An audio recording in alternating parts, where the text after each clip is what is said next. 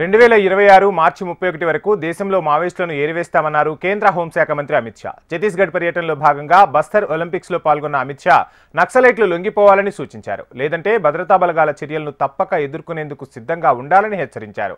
లొంగిపోయిన నక్సల్స్ కు పునరావాసం కల్పించే బాధ్యత కేంద్ర సర్కార్ తీసుకుంటుందని స్పష్టం చేశారు అమిత్ షా.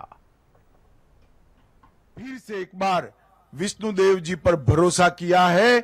हम सब कटिबद्ध है छत्तीसगढ़ को 31/3/2026 के पहले नक्सल मुक्त करने के लिए।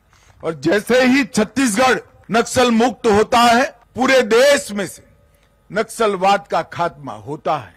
और ये संकल्प छत्तीसगढ़ पुलिस का है। छत्तीसगढ़ पुलिस ने बहादुरी के साथ 1 साल में इस संकल्प पर आगे बढ़ने का काम किया है और ढेर सारी